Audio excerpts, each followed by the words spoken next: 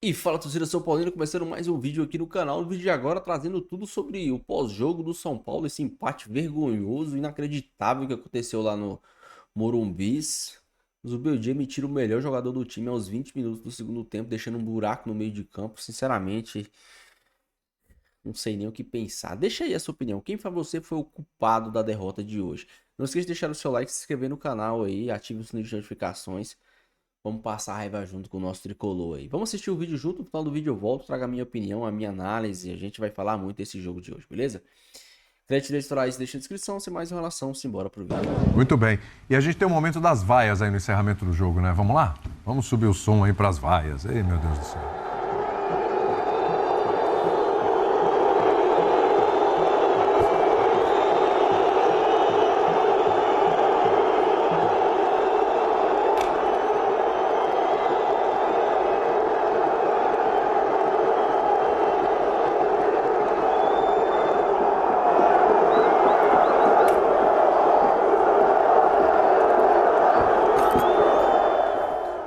Muito disso, né, Jean? Claro, a frustração do empate, né? O torcedor se empolgou no primeiro tempo, achou que poderia ter sido mais, estava tranquilo, tomou 2-2. Evidentemente, o torcedor que já está insatisfeito com uma série de circunstâncias ali no São Paulo, claro, a tendência vai. Eu quero saber se para a noite de hoje realmente foram justas as vaias e entrando nessa discussão, né, de elenco do São Paulo. Porque aí quando você tem um jogador como o Ferreirinha que acaba se destacando no jogo, você tem que preservá-lo de alguma forma, porque, como o Calçade falou, já há um indicativo ali de que era uma alteração, uma coisa meio que combinada.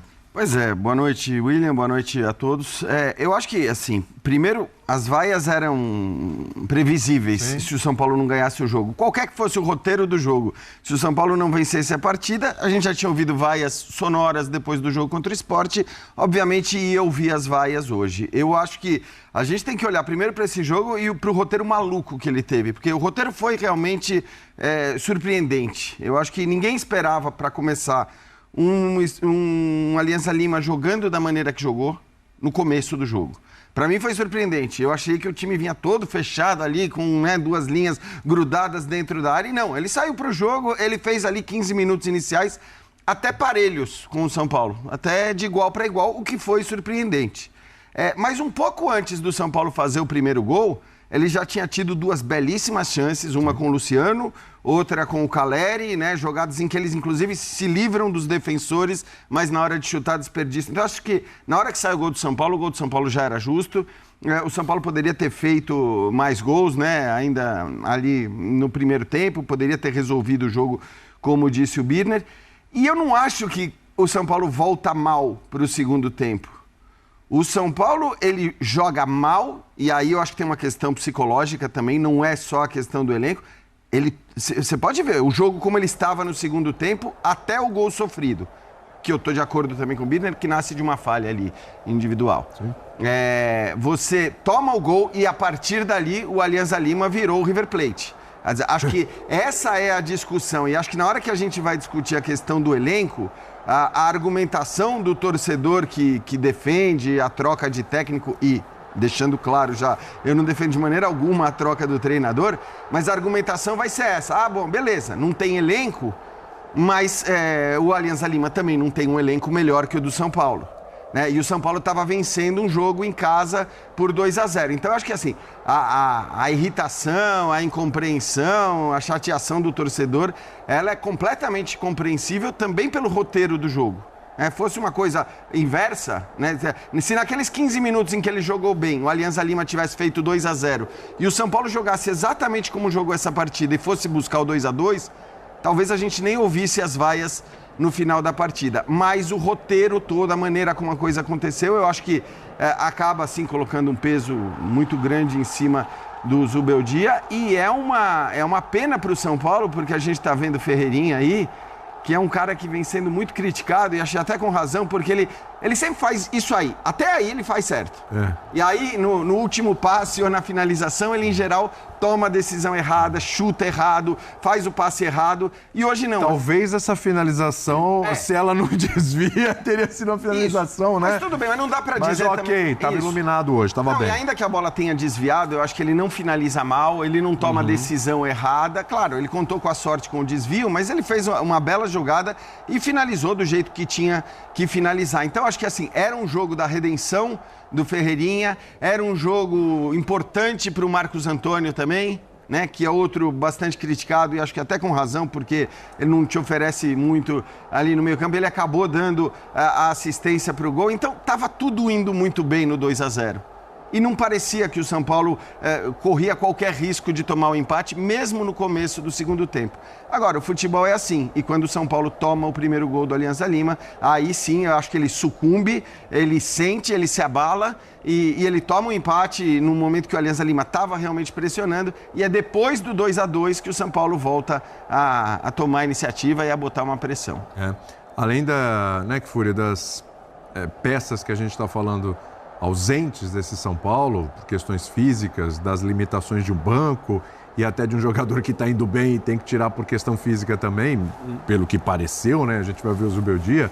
É bom a gente colocar também que alguns jogadores que poderiam fazer mais a diferença ainda não conseguiram fazer. O Caleri com uma certa ansiedade ali, né? Apesar de toda a experiência dele, mas para fazer um gol a gente sabe quanto pesa ficar tanto tempo sem fazer o gol. O Luciano também, às vezes, querendo dar um toquinho a mais, enfeitar um pouquinho mais a jogada e acaba desperdiçando a oportunidade como desperdiçou. Quer dizer, algumas peças que também são importantes que estão em campo, elas estão devendo um pouquinho também. A gente fala muito do treinador, mas tem isso também, né, André? Tem, claro que tem. Boa noite, William. Boa noite, amigos. Boa noite ao pessoal em casa. Talvez uma opinião impopular, mas a minha impressão é que o placar do primeiro tempo disfarçou uma atuação ruim do São Paulo sem a bola. Sem a bola. Achei que o Alianza Lima esteve confortável no Morumbi, mas como assim estar confortável? Não, por acaso o Rafael trabalhou bem no primeiro tempo. Se o São Paulo chegou, fez 2 gols, tal. Não é essa a questão. O São Paulo fez um bom jogo do ponto de vista ofensivo, criou, teve volume, foi perigoso, o torcedor gostou do que viu, mas a impressão que eu tive no intervalo era que o São Paulo marcou mal. E, entre aspas, contou com o sopro da sorte pelo placar estar no 0 em relação aos gols do adversário. E bola na trave, né, do Barcos. O conforto do Alianza Lima continuou no segundo tempo. Os gols mostram isso. Sim. O primeiro gol é uma bela jogada, mas é uma jogada de troca de passes por dentro da defesa para um jogador que se apresenta na área para concluir. Não dá para tirar o mérito do time peruano no primeiro gol.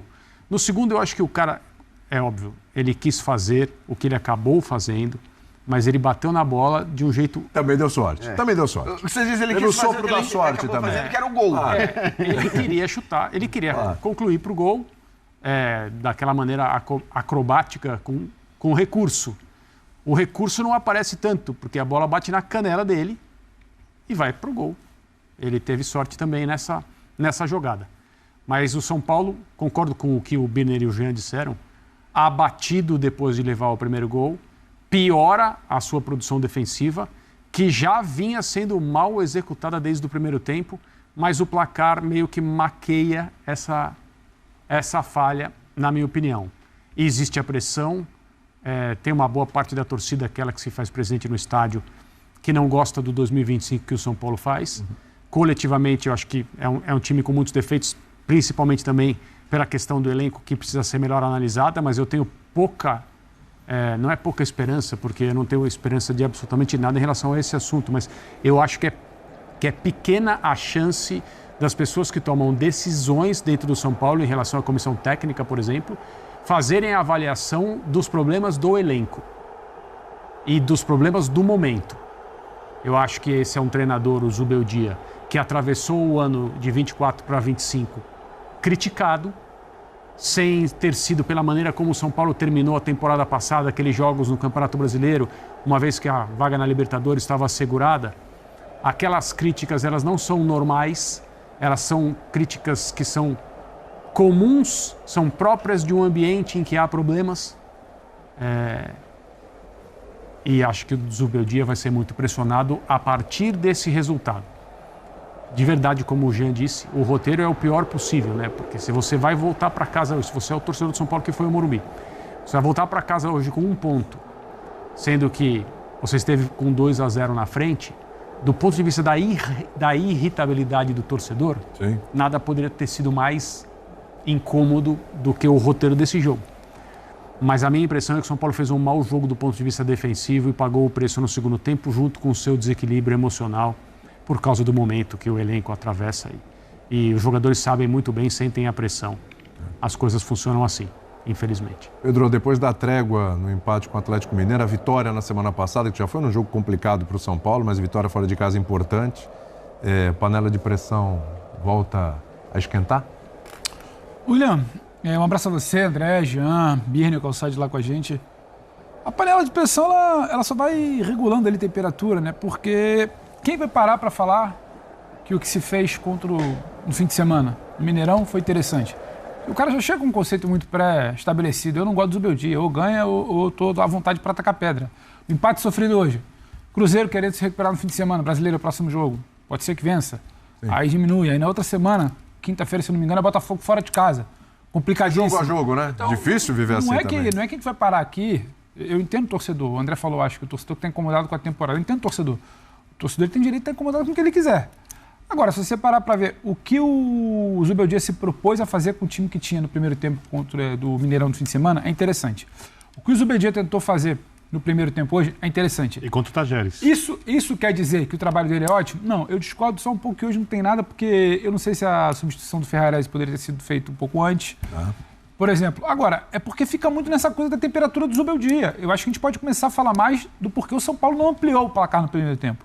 A gente daqui a pouco vai passar por Atlético Mineiro, Fluminense. É claro que não são os mesmos adversários, mas o São Paulo teve em casa uma chance de se consolidar à frente do placar que não ia ter brecha para conversa. Se você perdeu o controle no início do segundo tempo, se demorou a mexer, se a mexida é por falta de elenco. Então, sempre que precisa esticar ali a quinta marcha para tentar resolver o problema e dar paz, o São Paulo não consegue. E aí entra nisso. O Jean já falou de psicológico, o Birne já falou da questão do elenco, eu concordo. O André também, o Calçade lá na transmissão. Então fica uma instabilidade que qualquer mínimo motivo vai trazer essa pressão para o Zubeldia, porque ela já está instalada e já foi decretada. O Zubeldia já é um cara que a toda semana ele está sob avaliação.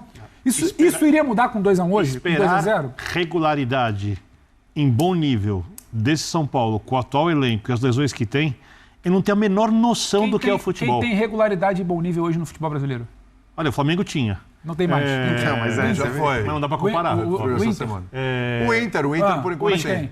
De ideia de jogo, o Bahia, em algum momento? Um pouco. Vocês estão falando de elenco, né? De montagem. Aí você quer que o São Paulo tenha problemas de elenco, problemas de confiança e questão de não resultado. Você quer que tenha essa estabilidade? Não vai ter. A questão é que os outros clubes têm soluções no elenco. O André falava sobre a atuação do São Paulo sem bola, e eu concordo. O São Paulo tem um volante de 1,75 m, que é um segundo jogador, o Alisson, e o outro jogador ao lado dele tem 1,66 m. E não é um pegador, um marcador. Sim. No banco, ele tem... O Zubeldia já tocou nesse ponto em entrevista, né? Não sei. Altura de jogador, por que escolheu? Ou seja, nenhum desses jogadores pode, por exemplo, eventualmente, vir fazer um terceiro jogador à frente de uma dupla de zaga. Ou seja, ele, como o lateral direito que ele tem à disposição é o Igor Vinícius, que marca mal e apoia razoavelmente, não vai continuar no São Paulo, provavelmente, você coloca o zagueiro do lado direito. Por quê? Porque você precisa de um terceiro jogador ali para dar uma sustentação, porque você não tem um volante na frente. As opções são Bobadilha, que também não é lá um grande marcador, e o Negrutti, que é um outro jogador da base, que está há algum tempo demorando para se firmar. O Dorival elogiava muito, desde então ainda não conseguiu ter nem muitas chances nem se firmar. Aí você tem um jogador de velocidade rodado para fazer isso pelo campo, e ninguém no mundo ganha campeonatos sem ter jogadores de velocidade que resolvam jogos pelos lados. Ninguém, nenhum clube, nem no Brasil, nem fora do Brasil. O Flamengo tem 2 ou 3 em cada lado do campo. Então, o Palmeiras contratou mais. A questão, acho que hoje, especificamente, é que você não está falando em ganhar campeonatos. Eu acho que hoje o que vai pegar, e essa discussão vai pegar, muito pelo que o Pedro disse, quer dizer, No Brasil, assim, quando o técnico está sob a lupa e sob avaliação, não tem jeito. Qualquer coisa que aconteça, mesmo em jogos onde a responsabilidade não é dele que se vai discutir. E é dele que a gente está falando nesse momento aqui. Não, mas o meu ponto é que no jogo de hoje, ganhando por 2-0, a argumentação de falta um volante, o elenco é curto, contra o Alianza Lima, eu acho que não vai pegar, isso não vai convencer o torcedor. Eu não espero convencer. Fosse contra o Flamengo, fosse contra o River Plate, contra o Palmeiras. Só um segundinho aqui, gente, desculpa. O menino de 18 anos do lado direito e que pegou muito na bola, teve muitas chances boas, criou, mas obviamente a tomada de decisão no final não foi boa, que tem muito a ver com a idade, nem dá para esperar que seja uma coisa muito diferente. E o São Paulo pressionou, perdeu gols, poderia ter feito 3, 4 gols no primeiro tempo, resolvido o jogo. E aí eu falava na redação que precisa resolver o jogo porque não tem banco. Não tem banco. O São Paulo não tem jogadores para repor quando os jogadores que estão atuando se cansam em diversas posições. Fora aqueles que já estão ausentes, né? É por isso que não tem jogadores. Extremamente sentidos. O São Paulo tem um time titular forte, com todos os jogadores presentes, mas o São Paulo, sem os seus 2 volantes mais fortes de marcação e sem os seus 2 jogadores que desequilibram mais, perde demais. E no segundo tempo isso ficou muito claro. O treinador toma uma decisão, e eu já vou falar aqui porque certamente ele vai ser carbonizado nas redes sociais e por parte da imprensa. Carbonizado. Gostei. Fazedor de milagres será carbonizado. Exatamente. Quando ele coloca o Enzo Dias um pouco mais adiantado para dobrar a marcação na frente do Wendel, que até agora chegou no São Paulo e não jogou absolutamente nada, com o tempo talvez jogue, é para reforçar a marcação daquele lado. E tem muita lógica a troca. O primeiro gol do Alianza Lima acontece porque o Enzo Dias não acompanha o jogador que faz o gol. É um erro individual do Enzo Dias e as coisas não podem estourar na zaga e a triangulação por dentro acontece porque o São Paulo, repito, não tem volante de marcação. Falta pegada na frente dos zagueiros, né? E aí o São Paulo tinha dificuldade de reter a bola, o Alianza Lima consegue fazer um outro gol muito bonito. Segundo gol, são lances tecnicamente muito bem feitos e o São Paulo quase que faz o gol no final. A bola bateu no travessão, mas o elenco do São Paulo é muito curto. Foram 18 jogadores embora.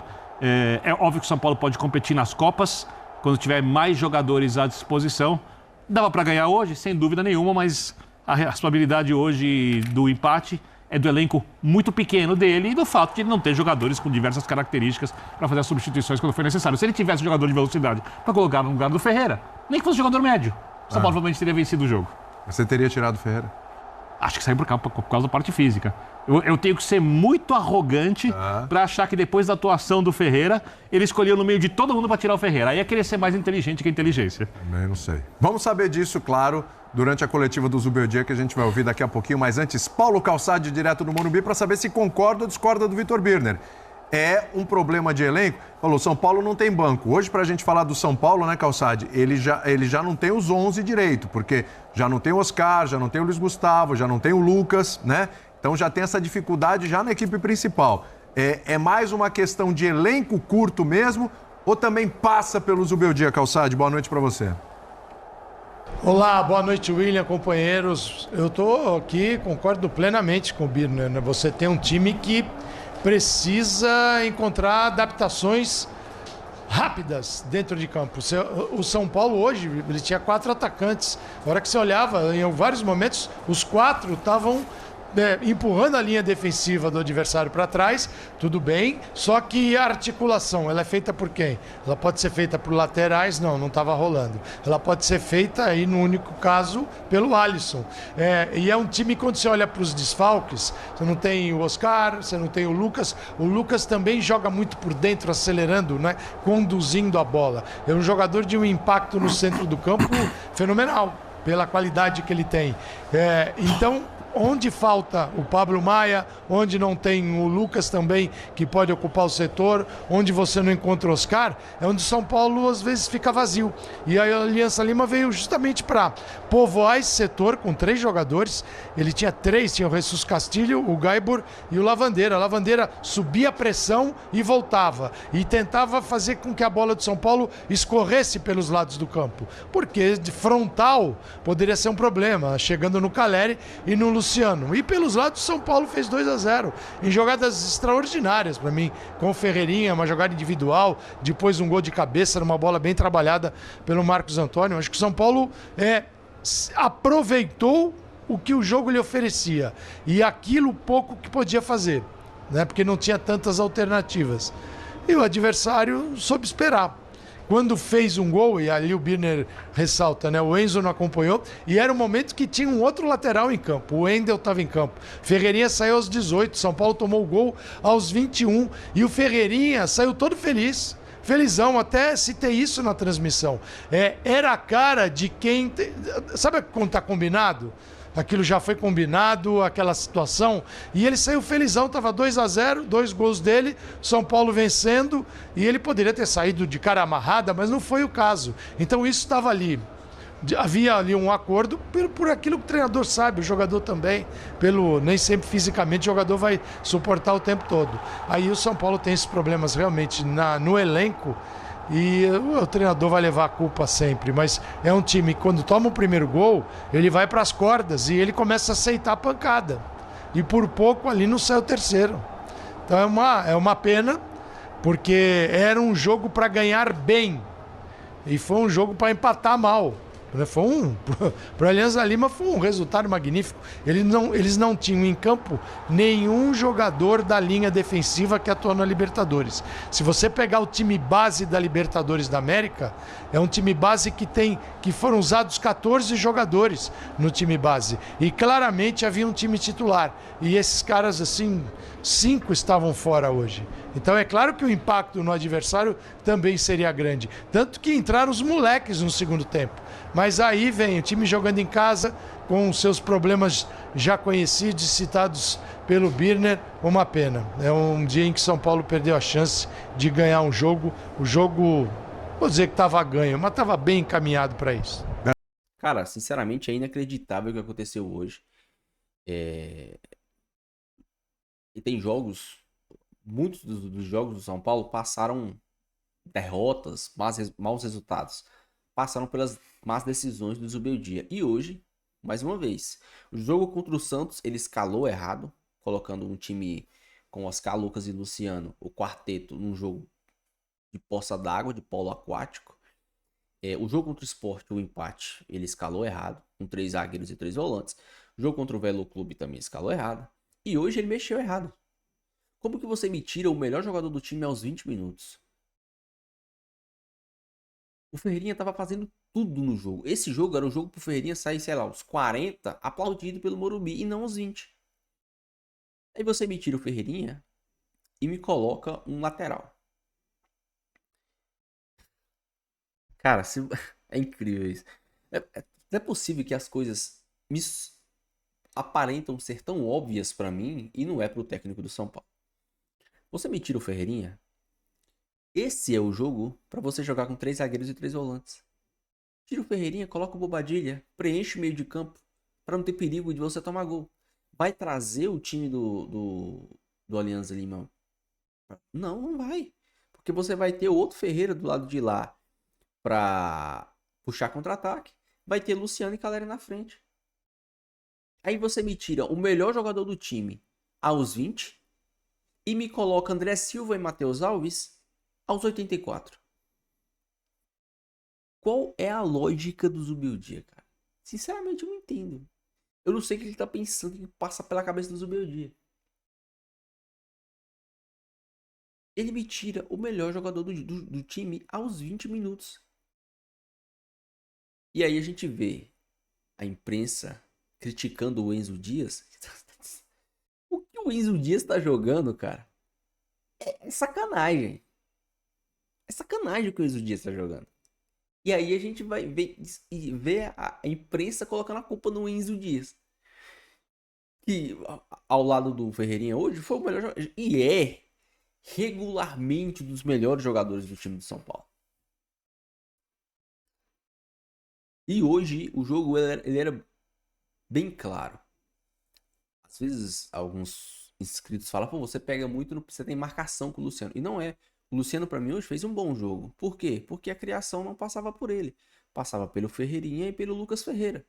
Ele era encarregado apenas da finalização. Olha quantas bolas o Luciano recebeu dentro da área, na intermediária, para finalizar.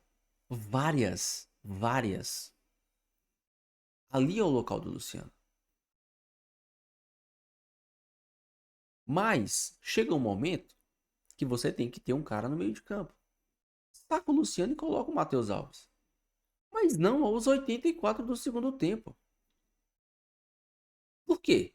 Se você me tira o melhor jogador do time, tem que ter alguém para continuar fazendo algo. Você tem que ter uma lógica. Não é possível que o Zubeldia falou assim, não, vai entrar o Wendel e o Wendel vai fazer a mesma coisa que o Ferreirinha tá fazendo. Aí o São Paulo toma o primeiro gol e ele, mesmo assim, não toma nenhuma atitude. Esse era o jogo para você ter 3 zagueiros e 3 volantes. Não é contra o Sport no Morumbi.